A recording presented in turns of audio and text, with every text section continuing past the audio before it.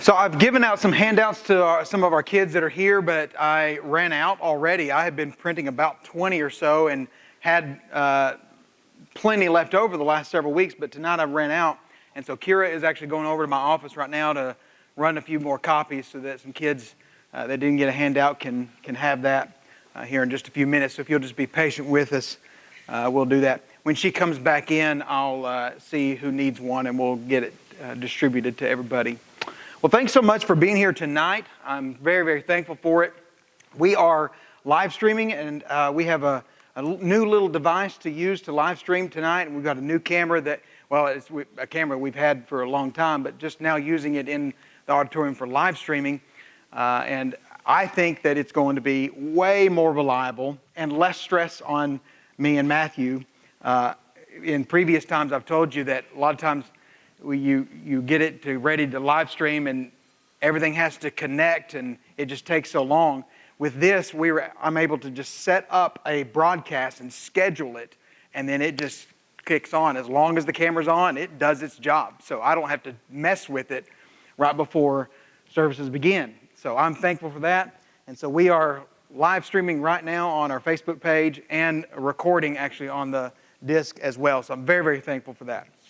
All right, so tonight I'm very, very excited about the song that we're going to be talking about. The lesson title, I don't know. I called it "God Made All of Us," because the very last phrase, the last few words of the song, the hippo song, says, "God made all of us." And so tonight's lesson really is going to be dealing with creation and a little bit of evolution, a little bit of science. And I love this stuff. I didn't know how much I would like it. But recently, over the past, I guess back in February, March or so, Kira convinced me I had 2 classes to take to finish up my master's program. And I dropped my glasses. I had 2 classes to finish up. And she said, "Alex, you should take this advanced apologetics class." And I'm like, "Oh, I don't want to. It's intimidating to me. I don't want to deal with that." And she said, "Well, if you'll take it, I'll read all the books alongside with you. We'll just read them together." And I thought, okay, that's what we'll do. And so after we started reading and getting involved with it, I really started to enjoy it quite a bit. Kira just came in. Are there any kids that need a handout? Okay, Kira, right up here. Lawson does. And I think Lincoln does too. And that may be, I know Caroline needed one because I only gave one to Elijah. So that gets us going. Yes. Okay, for Kerrigan as well. Kira, can you get over there to them as well?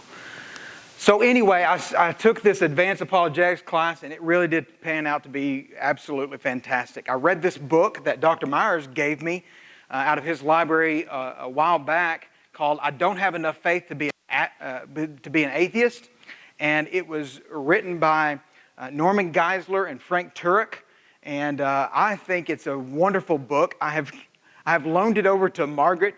I said, "This is a really good book," and she's been reading a little bit of it as well. Wow, that was weird. She's been reading it a little bit as well and enjoying it, and I think it's wonderful. So some of the stuff that I will share with you tonight is going to come from a little bit of that book, but I just think it's a lot of fun. So anyway, let's sing this song. Does everybody know the hippo song? If you don't know it, raise your hand. If you don't know the hippo song, okay? That's okay. There's some of us that do and some of us that don't. It's so super, super easy. It's an easy song to get the tune to, and the words are very, very simple. We'll sing it through slowly, and maybe you'll catch on. Maybe we'll sing it through a couple times. It does require you to stand, and it does have some hand motions. So everybody please stand up and try to follow these hand motions as we do this together. And I think you'll enjoy it. Kira, can you make sure to click this as we go through? Okay. I gave her the clicker to make it easy on me. So we'll try to, no, wait, you know what? It's not even on that one. I'll just do it right here on my computer. So we'll be fine. You don't even have to do that. It's not on that one. So we'll just do it here.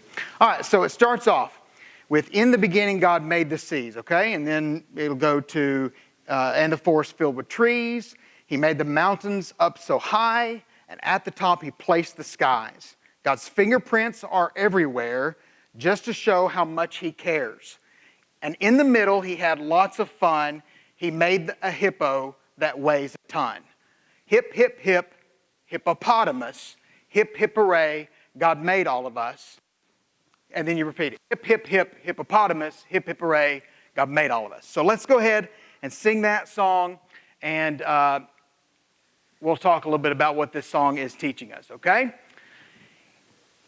In the beginning, God made the seas and the forest filled with trees, and made the mountains up so high. And at the top, he placed the sky. God's fingerprints are everywhere, just to show us how much he cares. And in the middle, had lots of fun. Made the hippo that weighs a ton. Hip, hip, hip, hippopotamus. Hip, hip, hooray, God made all of us. Hip, hip, hip, hippopotamus. Hip, hip, hooray, God made all of us. Okay, so let's sing this again, because I want you to get the words and get the tune and maybe a little bit of the hand motion. So, in the beginning, God made the seas. Okay, that's the hand motion for the seas. Okay, and the forest filled with trees. He made the mountains up so high, and at the top he placed the skies. God's fingerprints are everywhere, just to show us how much he cares.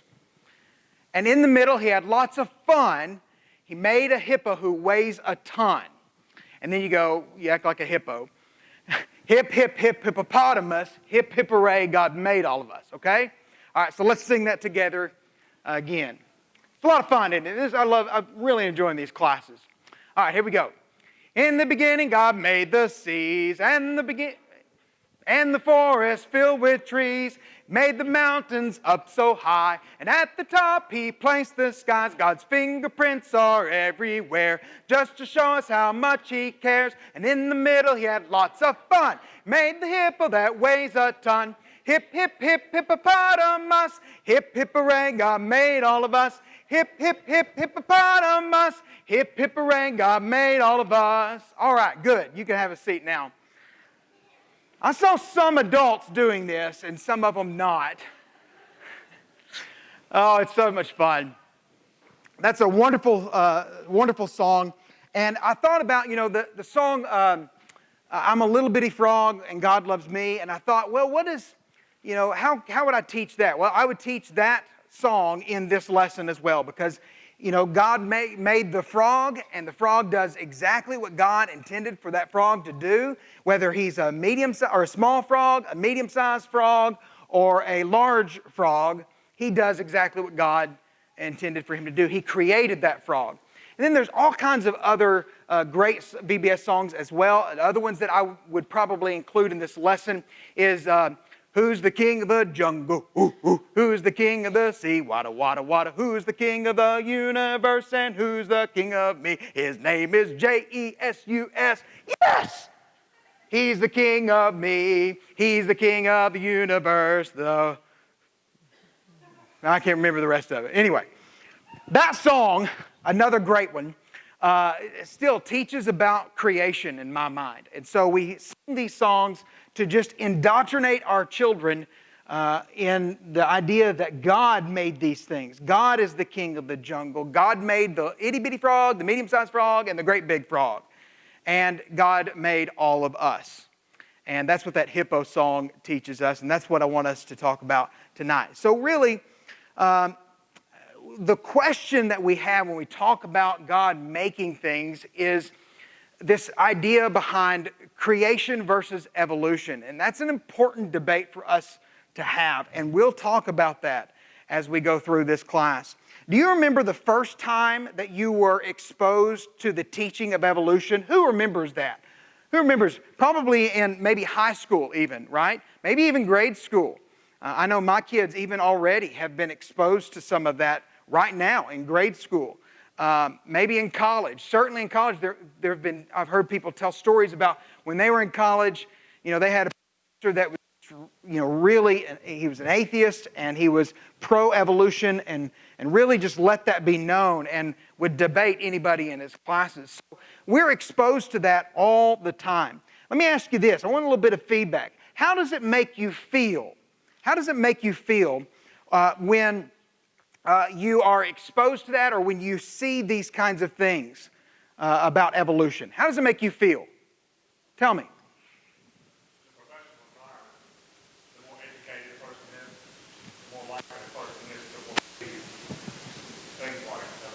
Mm-hmm. Sure. And it's hard not to mix the professional world with your own personal religion. Yeah. Without getting in an argument. Right. It's refreshing when you're learned individual adults. Sure. Yeah, that's exactly right. So Frank's saying, we're exposed to this in the professional world all of the time. And it's, a lot of times when you're faced with that, you're going to probably end up in some kind of an argument with somebody. And so it's refreshing to see when you have people who are scientists that believe in creation. That's a great thing, and it makes you go, oh wow, if there is still hope for us. So yeah, absolutely. Any other comments or anything about that? Did anybody have anybody in college that a professor in college that they had to debate, or that just really pushed their way in evolution? Anybody? Tony, you did? Did you debate him or her? Yeah.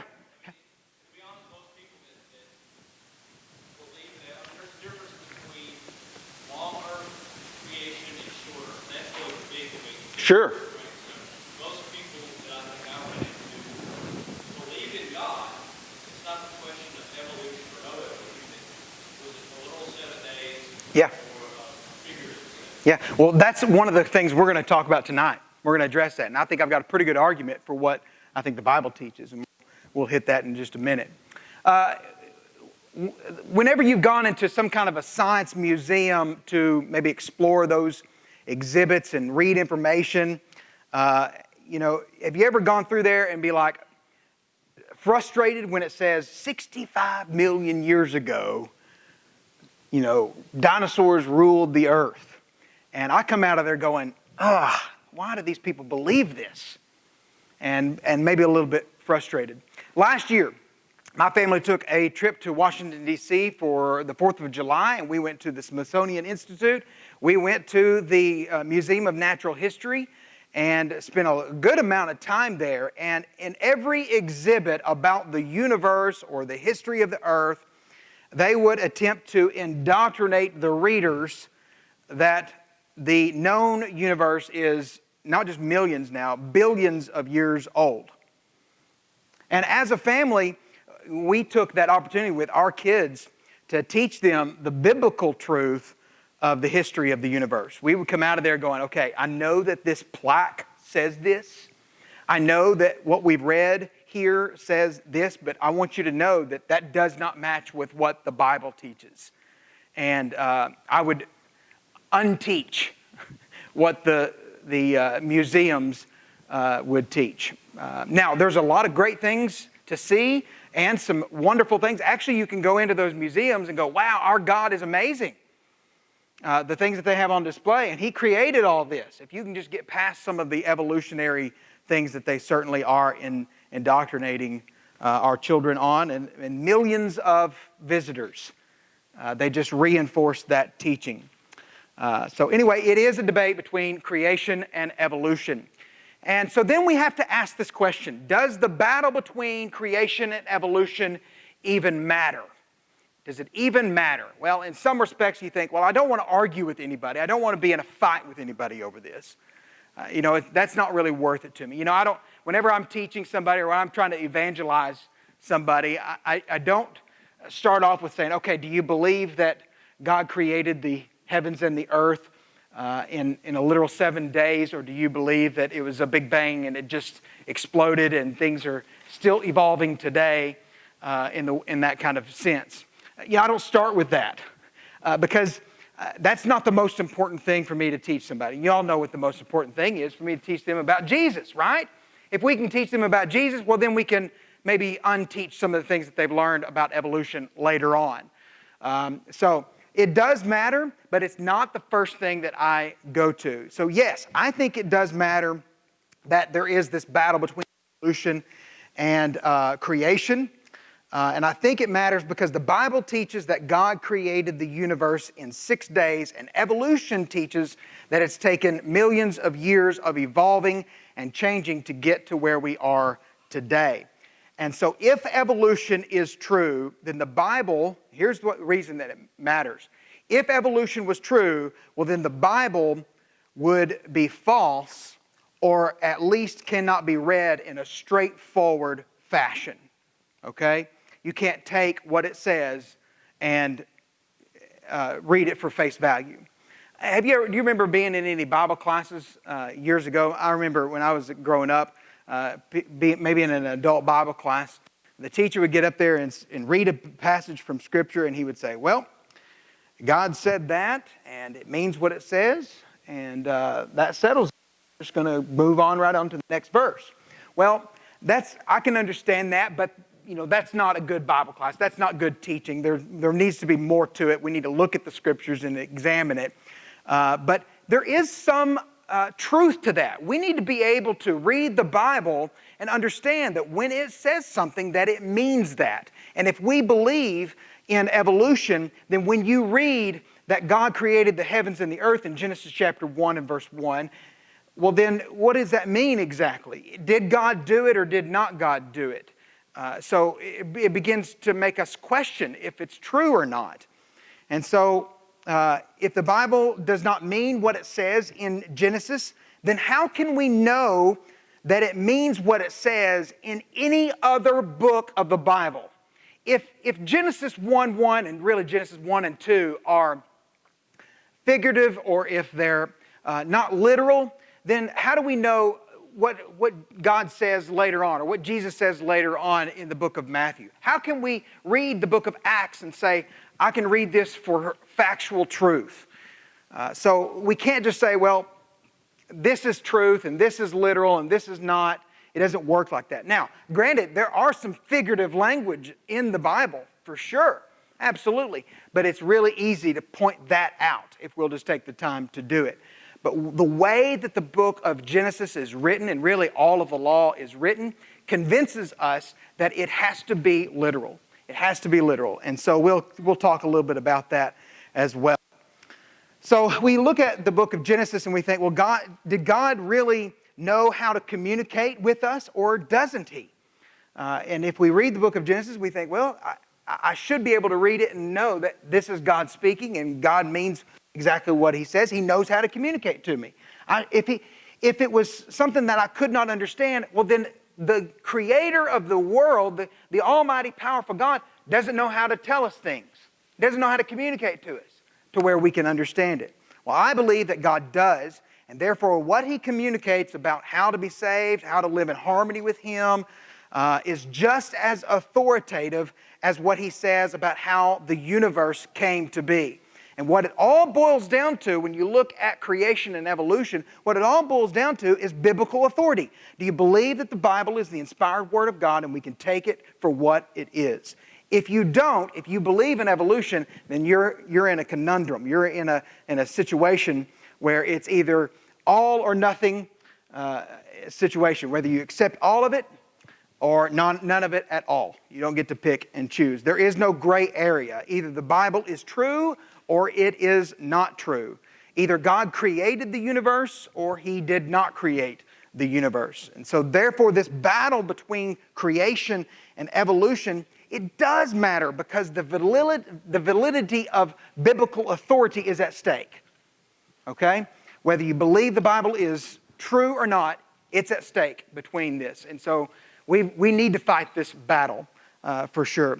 Apologetics Press, I don't know if y'all are familiar with Apologetics Press, but they put out a Bible not that long ago called Defending the Faith Bible Study. It's a big, thick Bible. And it helps to see some of the Christian evidences that are out there to prove the existence of God. But the idea of defending the faith, that's what the word apology means. We think of it, well, it means I'm saying I'm sorry. Well, that's what an apology is. But to be an apologist means that I'm going to defend something.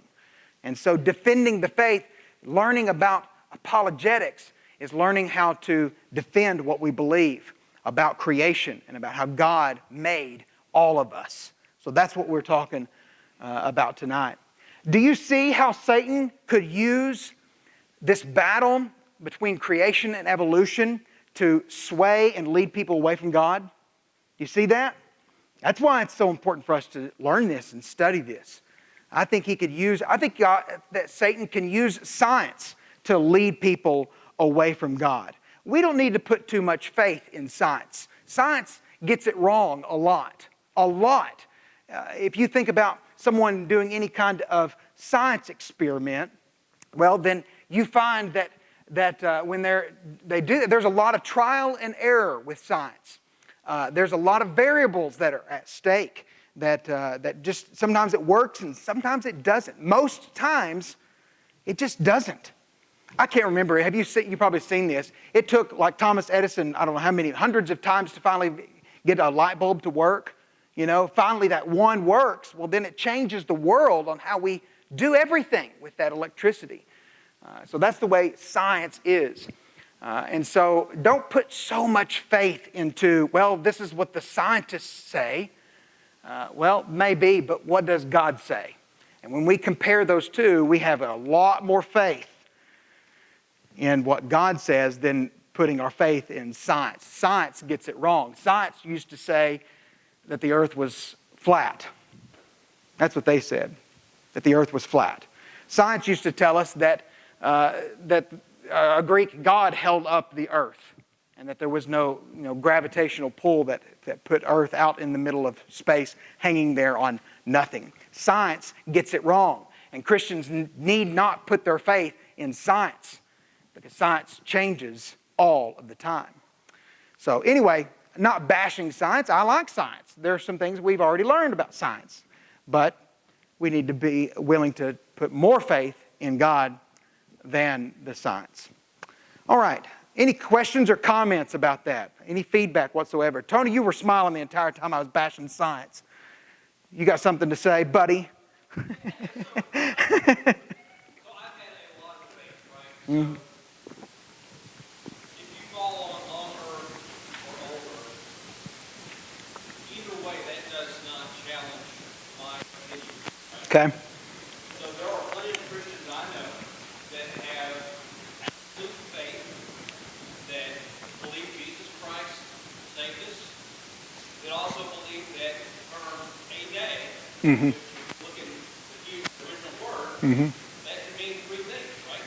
A day can mean 24 hours, it can mean from day sunrise to sunset, and it can mean just a general period. Mm-hmm. Yeah, we're going to talk about that here in just a second. So if someone believes that, Mm-hmm. to me that does not challenge me about Sure. the faith, right? Sure. I mean, so saying that if someone believes in an old earth Yeah. opinion that God created us over 1 billion years, and that helps them reconcile science, Sure. which, I mean, there's good, strong science Yeah. to suggest that there are things that are millions of years old. Yeah. That to me is not a salvation issue. You're right. And That's exactly right. if someone is challenged by you not thinking that it's only a 7-day creation versus 7 billion or whatever, Yeah. if you're challenged by someone thinking that, Right. then I got a question the strength that you have in your faith. Yeah. Because no matter if God created 7 days or 7 billion years, if you believe He created it, Sure. that's really the question. Yeah. You're a creator, period. Right. That He created us. How He did it is irrelevant. Yeah, and that's exactly right. That's why I said at the very beginning, the most important thing that I'm going to try to get people to understand is having faith in Jesus.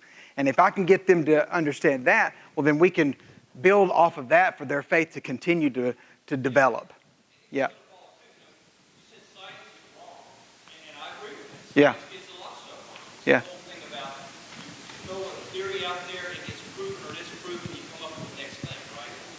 So science is very often wrong, but the church has been very often wrong, right? So you can Well. look at the history of since science was created, and the church, quote unquote, the church has come across scientists, persecuted, killed scientists because it goes against what the church doctrine is. Right? So you look at the Catholic Church throughout the first years of the Renaissance.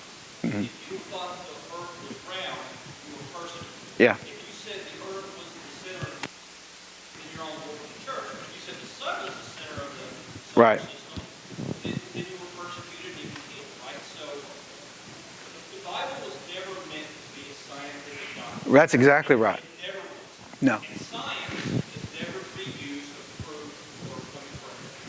Science should not be used as a tool to disprove God, but to prove God. Sure. Yeah. Reinforces what he has already set up. That's exactly right. Yeah. So the whole thing about evolution is the word evolution, as it started, is just about change, right? So when someone says evolution, there's a lot more to it than just the word evolution.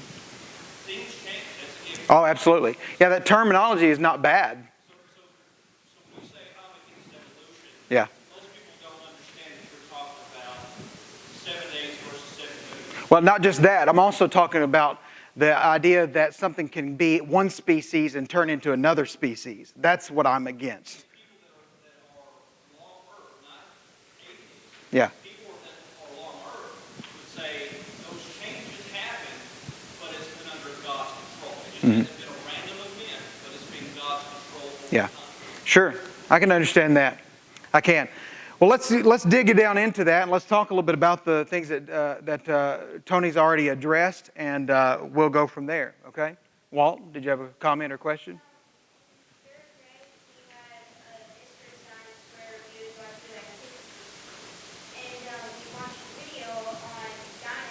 Mm-hmm.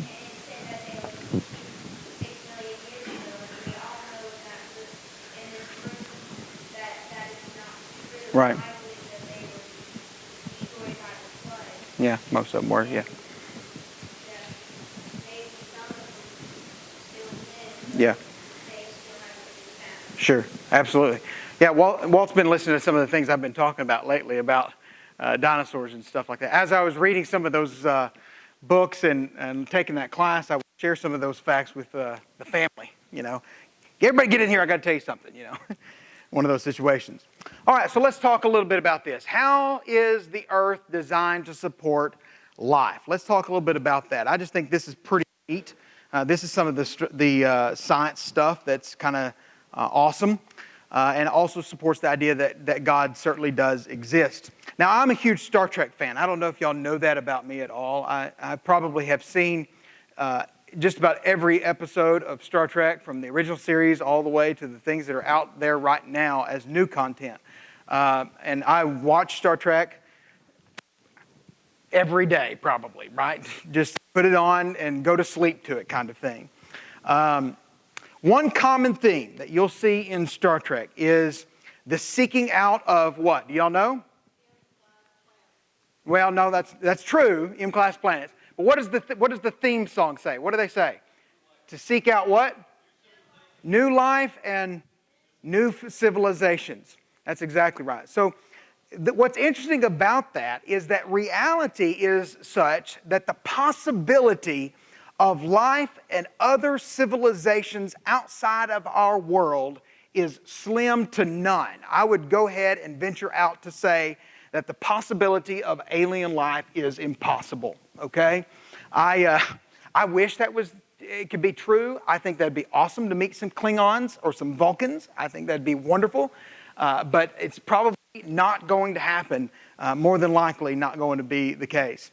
The Earth itself is extremely, very, very, very unique. So unique, in fact, that it's amazing to see the intricate design in the Earth to the point that it actually does support the variety of life and life forms that it does have. It's so unique. And when you compare it to other planets in our solar system, let alone the entire universe, if we were just to compare it to how many planets do we have now? Is Pluto back on the table as a planet?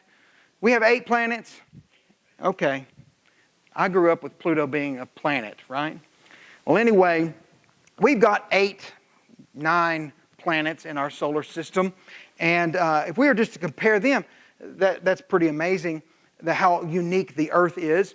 But even so much more, all the other planets all over the entire universe. The Earth is the only one that we have found that is the perfect place to support. One of the most interesting facts about the Earth that makes us so unique is that the Earth is at the perfect distance from the sun. This perfect distance allows for 2 things to happen on Earth. First of all, to receive the proper amount of heat and light. If the earth was just a little bit closer to the sun, then the oceans would boil. If the earth was further away, then the oceans would freeze, and then life would not be possible. But this perfect place where our earth is, the perfect distance from the sun, makes it possible for life to exist. The second thing that I think is really neat is that for water to exist in a liquid state, even though water molecules are common in the universe, hydrogen and oxygen, you find that all over the place. But the combination of these two molecules is extremely unique. We've not found it on any other place in our universe. And really we can't even really look all the way out there, but right here we can't find it. It's just that combination of H2O, of water, is extremely rare. It's so rare that the earth is the only place that we've been able to find with those two molecules. And so that combination of hydrogen and oxygen is absolutely necessary for life to exist. My mouth gets so dry, and if I didn't have water to drink, oh man, can you imagine? Have you ever gone a day without drinking something? I mean, that's difficult to do. I don't know if it's possible even.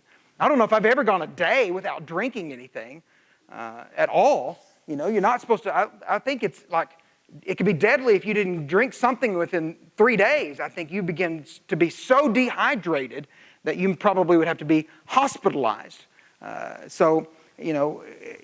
For life to exist, we need water. And the planet that God created for us has all these great features that God included to make it possible for us to live. And I think He did it on purpose. In Isaiah chapter 45 and verse 18, it says, "For thus says the Lord, who created the heavens. He is the God who formed the earth and made it. He established it and did not create a wasted place, but formed it to be inhabited. I am the Lord, and there is none else." That's what God says. So He created this earth for us, and He designed it to be a place not of waste. If you just look at our moon, it's an empty place, isn't it? There's nothing really there. Mars, it's desolate. But Earth flourishes with plant life and biology and amazing things. One of the most interesting facts about it is the fact that our Earth is so unique that we are able to have Earth. Some other interesting facts about Earth real quickly. We have this protective magnetic field that protects us from radiation, the universe, that would have terrible effects on all life on this planet. So we've got this magnetic field that's around us that protects us. We have an oxygen atmosphere that allows us to breathe. No other planet has that feature. No other planet has oxygen for you to be able to breathe when you just step out onto its land. Clearly, the universe, and specifically our planet Earth, is designed by a mind, an intelligent mind, far superior than anything that we can think or imagine. And this design of life on Earth supports the facts of creation and destroys the theories of evolution. And when I say, I want to clarify that because Tony is right, there is some evolving that happens on our Earth, obviously. We evolve in a lot of ways. I'm evolving. I grow. I change in my own life. That's just the way we are. But when I'm talking about evolution in this context, in this conversation, I'm talking about the changing of a species from another species, or the development of a species to take on other traits that it did not have at the very beginning. The idea, it's the old thing where they say that we evolved from primates, from monkeys, and that, of course, they say, well, we're a primate, sure, okay, but they're saying that our ancestors are those monkeys, and that's totally contrary to the Bible. in any way or fashion that you'd ever tried to put it together. Well, I want to talk a little bit about, real quick, the teleological argument. This is an interesting one, and don't be intimidated by this. This is the stuff that I was always intimidated by. Easy stuff to understand. The teleological argument is one of the easiest argument to identify in the natural world because it rests on the design of the universe. Once a person goes outside and simply just looks around at the world around you, you start realizing the great design that is there. You see the trees and the leaves and the way that things work just all around us. And when you start seeing that design, you start seeing that this teleological argument is very visible for people. However, one does not have to be in the great outdoors to be able to appreciate this design that's there. The very nature of the human body, evidence of design, isn't it? I think it's funny. The atheist, the one who does not believe in God, his own body proves that there is a God. And he can't even do anything about it. I just think that's interesting. When an injury or a disease maybe comes on somebody and their hand has to be amputated, or an artificial hand has to be put on as a substitute, it's really quite impressive to see the design of that artificial hand. A lot of scientists, a lot of doctors have gone to great lengths to engineer a prosthetic hand. And even with all this ambitious design that they have among humans to be able to create this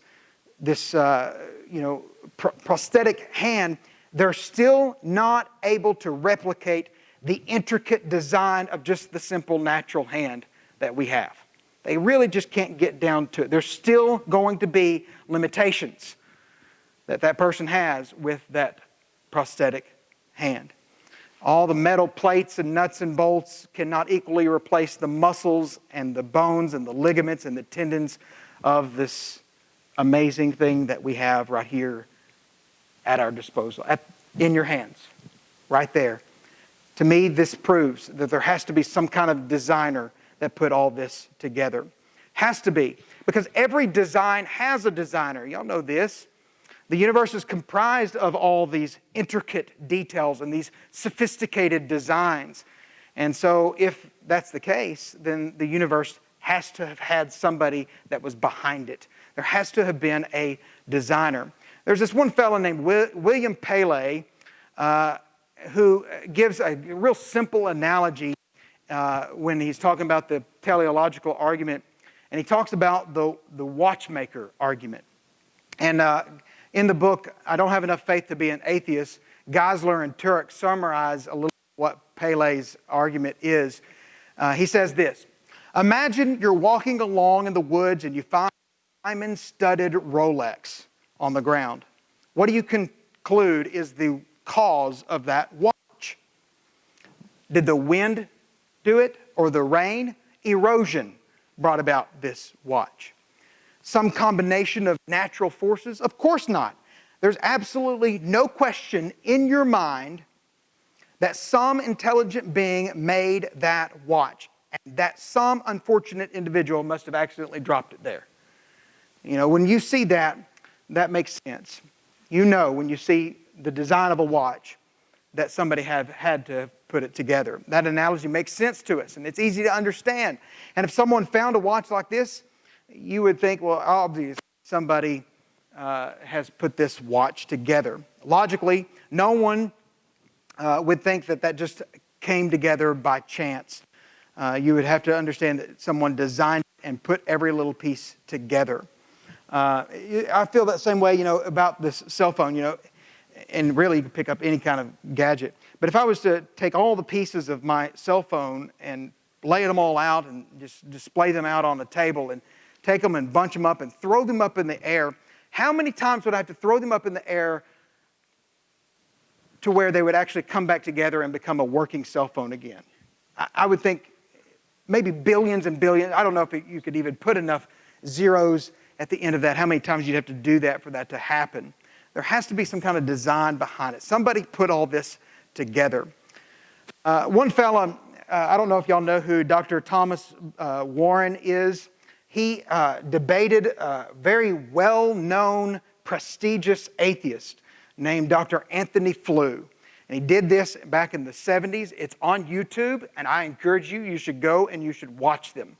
Watch every bit of it. There's several nights of a debate that took place at North Texas University in Denton, Texas. And they had thousands of people in attendance in this huge stadium. And they had these debates. And Dr. Warren just took him to town. He really did. You could read the debate in a book, but I encourage you to watch it. It's absolutely fantastic. Well, Dr. Warren begins to explain the complexity of the design of the human respiratory system. And he explains these alveoli, which are these grape-like clusters of air sacs. Do you know what I'm talking about, Jesse? Okay, because I'm just reading what I read, okay? You know, if anybody that knows anything about medical science would know way more about this than I do. Well, these are these grape-like clusters of air sacs, and how each human has about 750 million of these in your body. And each one of these has a network of capillaries that are so small that the red blood cells must pass through them one cell at a time. One cell at a time. And so Dr. Warren says, it is clear from these facts that man did not evolve by mere chance from rocks, dirt, water, gas, or whatever, that there had to be some designer that said, I'm going to put it together like this. That complexity of the human body provides proof that in order to function properly, there must be a designer. I think it was last Sunday on the way to church, Kira took a drink of her coffee and she began to choke. Began to choke. And she did it actually this past Sunday too. I said, what's the deal with this? Why on the way to church are you choking on your coffee? Kira turns, how old are you going to be turning Saturday? What'd you say? 29. Wow.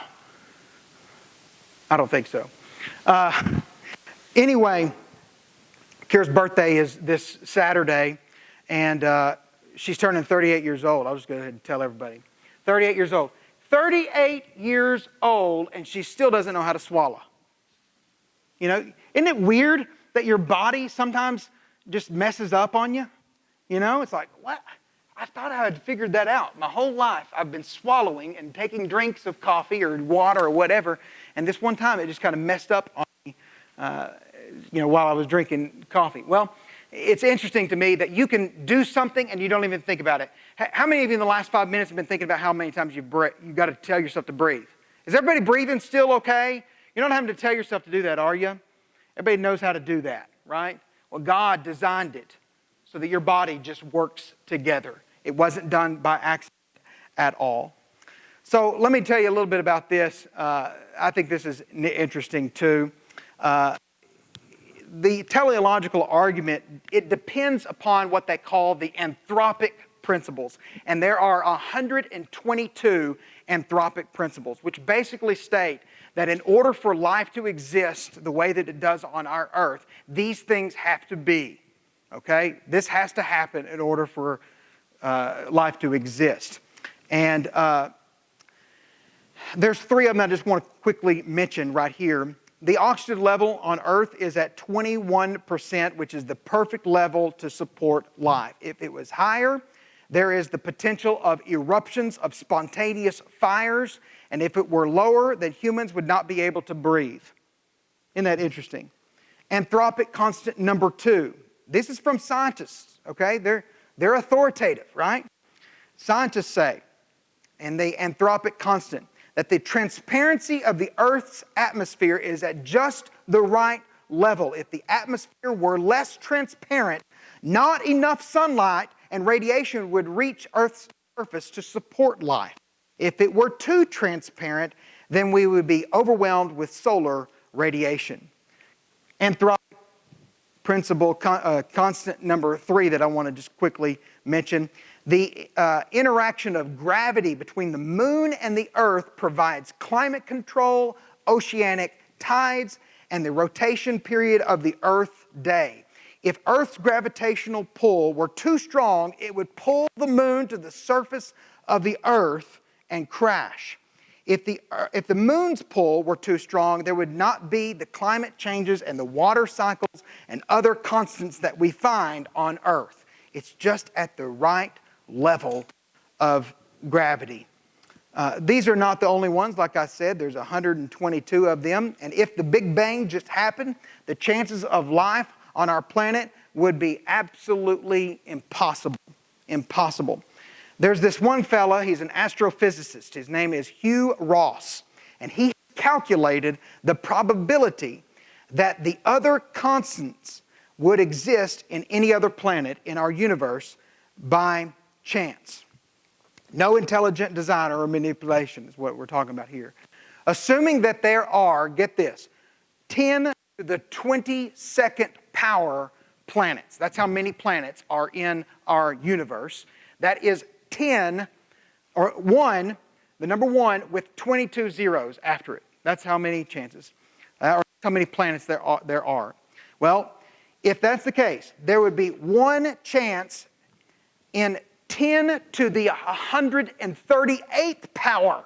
That, again, is 1 with 138 zeros out of it. That's the chances of these constants existing on another planet besides. It's impossible. It's impossible. Even the probability of human conception to produce life proclaims loudly about the designer. The fact that we can create other humans amongst ourselves has to scream that somebody intended for that to be the case. And I think God is the one that did that. All right, real briefly, we've got 10 minutes or so. Let's talk about this. Were the 6 days of creation 6 24-hour days? Well, we've already kind of talked a little bit about this. We've been taught in our culture that by evolutionists that from the time that we were children is billions and billions of years old. People think that this is true because of scientists are teaching it and they're well-educated, intelligent people.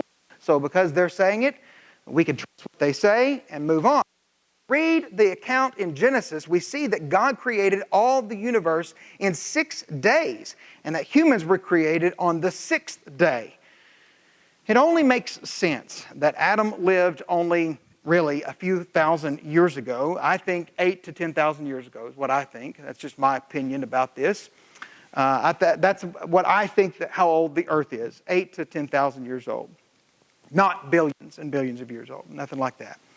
So what do we do with these days of creation? How do we understand this? Well, some people will try to stretch them out. That's what Tony was talking about. We'll say, well, maybe this day that it's talking about in this Hebrew text, in Genesis 1 and into 2, is more than just 24 hours. Some have thought that maybe the word day could mean a long period of time. And they'll take that passage from 2 Timothy chapter 3 and verse 8, where it says, but do not let this one fact escape your notice, beloved, that with the Lord 1 day is like 1,000 years, and 1,000 years is like 1 day. And they'll take that completely out of context. Now, Peter, when he says this, is making the point that God is not limited by time. He is eternal. And Peter is trying to get us to understand that God is not limited by time in any way at all. 1 day can pass, and God is just as powerful, just as strong, just as loving as if 1,000 years has passed. He's still just as strong, still just as powerful, still just as graceful. Humans, we are limited, aren't we? 1 day goes by and I'm tired. I'm tired by the end of the day. I'm worn out. Years go by and I'm not as spry as I was when I was 20. My back hurts, at 40 years old. And I had no concept of my back hurting at 20 years old. And so we're limited. Our strength is limited. Our health is limited. Our days are numbered. God is not. God, 1 day is the same as 1,000 years. He's not limited at all. That's the point that Peter is making. While it is true that the word day, Tony, Tony, I love you, buddy. There's no tension whatsoever between us about this at all. I think it's good. This word day, it's the Hebrew word yom. I think that's interesting. Yom can mean a longer period of time, and it is used in poetic language with that meaning. In the English, we use the word day, and it can be longer than 24 hours. You may say something like, well, back in my day, well, what does that mean exactly? Well, that's a period of time when you were younger, right? It's not necessarily a specific day in the past. It's back in my day when I was, younger. I was having back problems, but now in today's world, I am. We understand that. And that just is used to indicate a period of time in a figurative sense, not in that literal 24-hour period. But the primary meaning of the Hebrew word yom, means a 24-hour period from sun up to sun down and then sun up again. And so within the context, when a day is described as the morning and then the evening, we would understand this to be a literal 24-hour period. I say that because that's exactly what Genesis 1 says. If you look over, and I highlighted it in my Bible, you can see right here, I took my Bible and I highlighted every time that it said this. At the very end of verse 5, after he had created the light and the darkness, and he called the light day, and the darkness he called night, it says, and there was evening and there was morning one day. Well, then you find it again at the very end of verse 8, after he had made the expanse and he separated the waters, and he looks and creates the sky. It says, and there was evening and there was morning a second day. So that terminology, morning and evening, paints us this picture in the context that he's talking about a 24-hour period. That's not the only time. He does this with every single day that comes by. Verse 13, there was evening and there was morning a third day. Then he made the stars and the moon and the sun and everything. And in verse 19, there was evening and there was morning a fourth day. God created the sea monsters and all the birds and the fish of the sea. In verse 23, there was evening and there was morning a fifth day.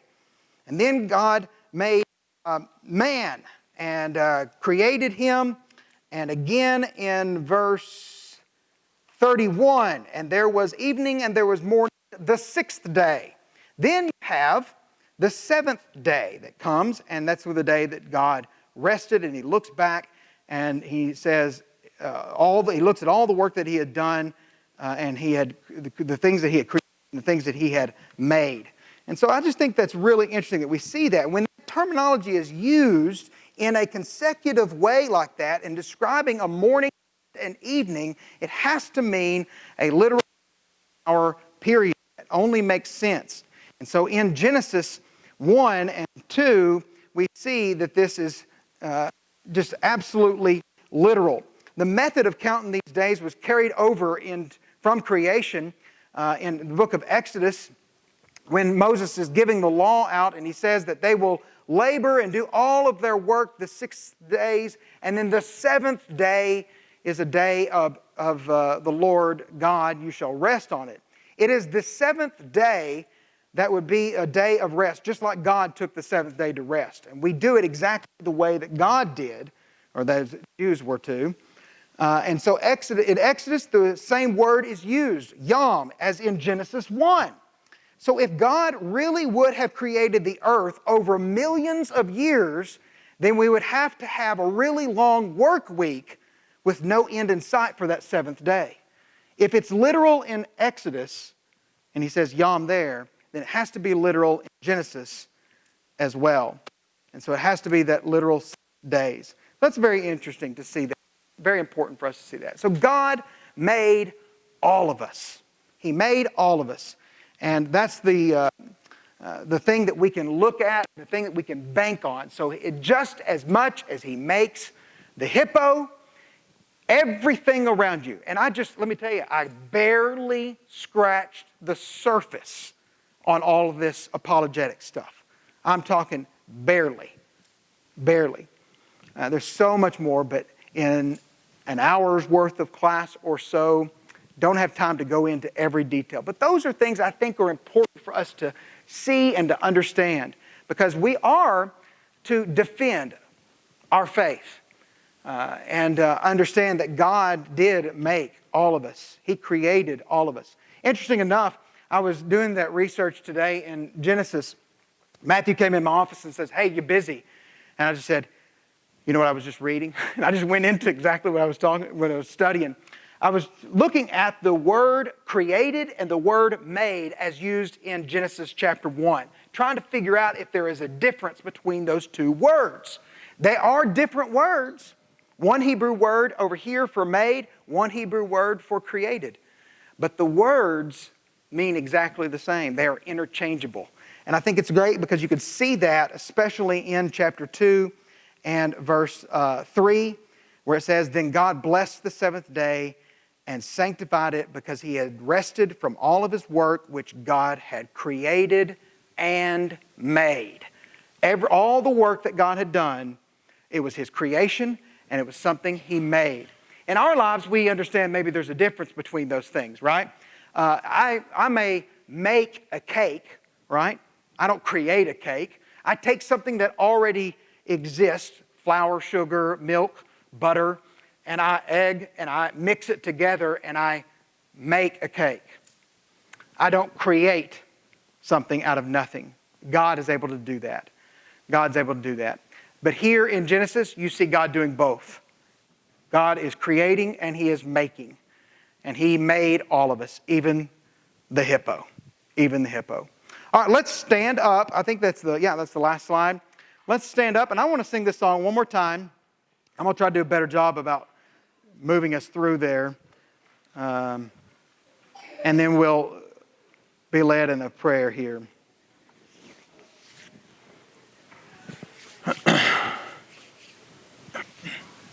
Hey, Tony, would you come lead us in that prayer in just a second? Okay, I'm going to turn on the microphone. All right, let's sing together. In the beginning, God made the seas and the forest filled with trees. He made the mountains up so high, and at the top He placed the skies. God's fingerprints are everywhere, just to show us how much He cares. And in the middle, He had lots of fun. Made the hippo that weighs a ton. Hip, hip, hip, hippopotamus. Hip, hip, hooray, God made all of us. Hip, hip, hip, hippopotamus. Hip, hip, hooray, God made all of us.